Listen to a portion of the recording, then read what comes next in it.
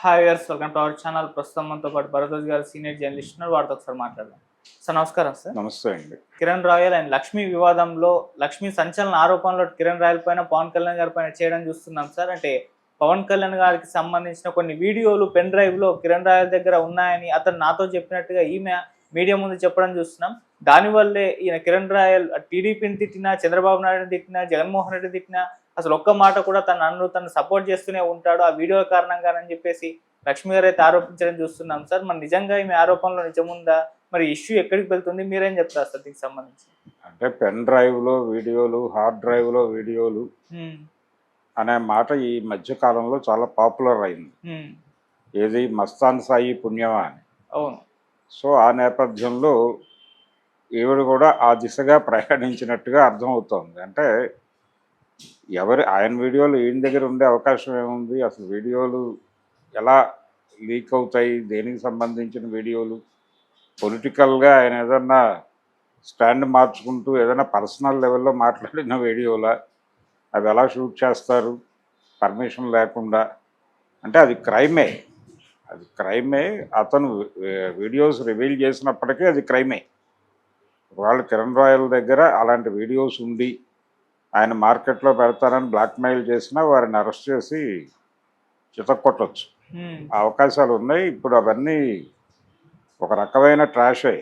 ఏదో బెదిరిస్తున్నారు, అలాంటి వాటికి కూడా ఎవరు భయపడే పరిస్థితుల్లో లేరు. ఇప్పుడు రిలీజ్ చేసిన మరుక్షణం మేము కేసు బుక్ చేస్తాం, మా ప్రైవసీని ఇబ్బంది పెడుతున్నావు నువ్వు అని కేసు పెట్టేసి అతన్ని కస్టడీలోకి తీసుకోవచ్చు, అవి డిలీట్ చేయించవచ్చు. పెద్ద కష్టమైన ప్రక్రియ ఏం కాదు. గతంలో ఒక రకమైనటువంటి ఫాల్స్ ఇమేజెస్ ఉన్న రోజుల్లో ఇలాంటి ఫొటోస్ బయట పెడతాను, అలాగే నువ్వు నాకు రాసిన లెటర్లు బయట పెడతాను, ఇలాంటి బెదిరింపులు చేసేవాళ్ళు, బ్లాక్మెయిల్ నడిచాయి.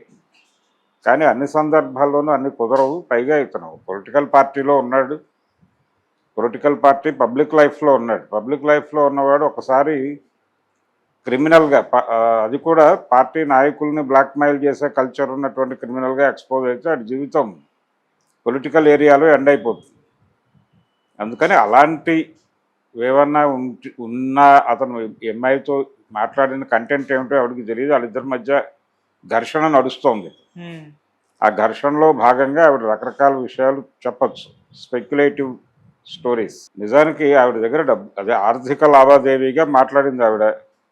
ఆర్థిక లావాదేవీల్లో భాగంగానే ఆవిడ్ని ఇరికించే ప్రయత్నం అతను వాంటెడ్గానే చేశాడు అనేది అర్థమవుతుంది. ఒక కేసు, ఒక చెక్ బౌన్స్ కేసు, అది రాజస్థాన్ నుంచి వచ్చి అరెస్ట్ చేసి కస్టడీలోకి తీసుకోవటం, ఈ హడావిడి అంతా చూసాం మనం. అయితే వాళ్ళిద్దరి మధ్య ఆర్థిక పరమైన గొడవలు ఉన్నమాట వాస్తవం. అవి ప్రాపర్గా సెటిల్ కావడం లేదు. సెటిల్ చేసుకునే మూడ్లో అతను కనిపించట్లేదు. ఎలాగూ రోడ్డు మీదకి వచ్చేసారు కాబట్టి ఇది తగాదా రూపంలోనే తేల్చుకుందాం అనే మూడ్లో ఉంటారు చాలామంది.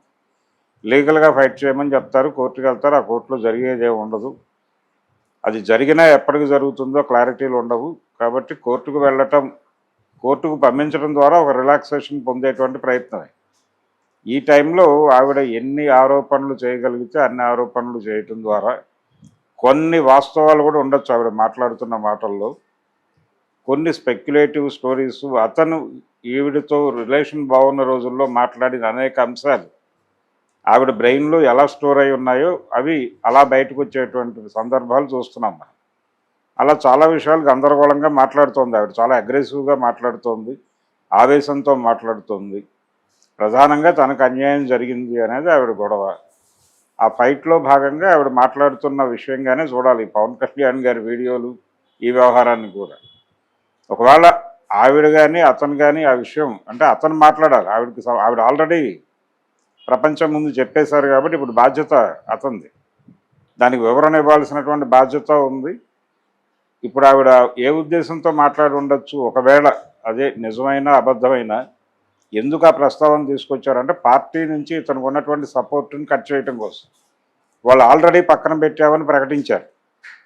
ఈ వివాదం తెగే వరకు ఇతన్ని ప్రధాన బాధ్యతల్లో మేము చూడదలుచుకోవడం లేదు అన్న పద్ధతిలో వాళ్ళు ఆల్రెడీ ప్రకటన చేస్తారు. కాబట్టి ఇప్పుడు కొత్తగా వాళ్ళ నుంచి ఏదో ఆశిస్తోంది ఈవిడ అనుకోవడం కాదు. అంటే ఈవిడ ఉద్దేశం ఏంటి, టోటల్గా పవన్ కళ్యాణ్ బయటకు వచ్చి ఇతన్ని మందలించి ఈ విషయం సెటిల్ చేయాలి అనే మోటోతో ఆవిడ అధినాయకత్వాన్ని కదిలించే ప్రయత్నంలో భాగంగా కూడా ఇలాంటి మాటలు మాట్లాడవచ్చు. రెండోది అతన్ని కొంచెం కార్నర్ చేసి, ఎందుకంటే ఇప్పుడు ఆల్రెడీ వీడియోలో కూడా ఒకటి నడుస్తోంది మార్కెట్లో. ఈ నడుస్తున్న వీడియోల్లో చాలామంది లీక్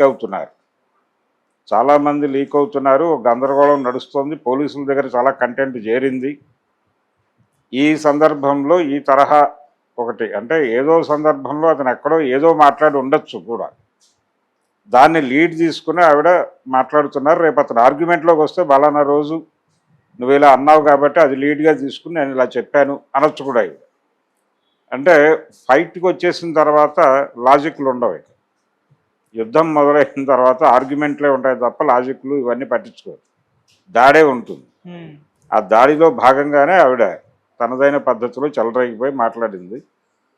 పవన్ కళ్యాణ్ దృష్టిని ఆకట్టుకోవడమే ప్రధానం బిల్లు. ఆకట్టుకొని ఎందుకయ్యా అమ్మాయితో గొడవ సెటిల్ చేసాయని వారి నుంచి ఒక ఫోన్ కాల్ ఎక్స్పెక్ట్ చేస్తుంది ఆవిడ.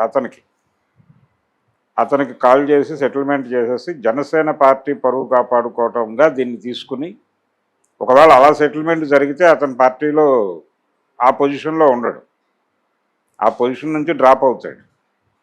డ్రాప్ చేయక తప్పని పరిస్థితి. ఒకవేళ సరెండర్ అయితే, ఇప్పుడు అతని ప్రాబ్లం అదే, ఈ టైంలో కనుక ఆవిడ ముందు సరెండర్ అయితే అతనికి రాజకీయ భవిష్యత్తు ఉండదు. అందుకోసం కంటెస్ట్ చేస్తున్నాడు. ఈవిడ ప్రెజరైజ్ చేస్తోంది. ఈవిడకి డబ్బులే కావాలంటే ఇది గోప్యంగా సెటిల్ అవ్వాలి. గోప్యంగా సెటిల్ అవ్వటం కోసం ఆవిడ పార్టీని కదిలించే ప్రయత్నం చేస్తోంది. పార్టీ సెటిల్ చేసినా ఇతనికి రాజకీయ భవిష్యత్తు ఉండదు. అందుకని నిజానికి ఒక అరకత్తెరలో ఉన్నాడు అతను. బయటకు కనిపించట్లేదు కానీ అతని టెన్షన్ అతనికి ఉంది, అతని గందరగోళం అతనికి ఉంది. ఈ అమ్మాయి ఎలా డ్రైవ్ అవుతుంది, ఎటు టర్న్ తీసుకుంటుంది అనేది ప్రమాదకరమే. ఈ ప్రమాదాన్ని ఎలా హ్యాండిల్ చేయాలి అనే విషయంలో అతను కొంత గందరగోళం పడుతున్నాడు. ఏదో పద్ధతిలో ఇది కొంత ఈవిడ ఈ హడావిడి చేయటం ద్వారా మధ్యలో ఒక చర్చా కార్యక్రమం కూడా ఉంటుంది. వీళ్ళకు మీడియేషన్ ప్రోగ్రామ్ డెఫినెట్గా ఉండుంటుంది. ఆ మీడియేటర్స్ ఎవరైనా కానీ యుద్ధం ఆపేసాయి, కొంతకాలం స్తబ్దంగా ఉండు, ఆ తర్వాత సెటిల్మెంట్ జరుగుతుంది, ఇలాంటి ఇండికేషన్స్ వచ్చినా ఆవిడ ఆపుతుంది. సో ఆర్థిక వ్యవహారం ఆర్థికంగా సెటిల్ అవ్వాలి. ఆవిడ ప్రెజరైజ్ చేయడం కోసమే పవన్ కళ్యాణ్ పేరు ప్రస్తావిస్తుంది. ఓకే, అంతకుమించి ఇంకేదో విషయం ఉంటుందని నేనైతే అనుకోవడం లేదు.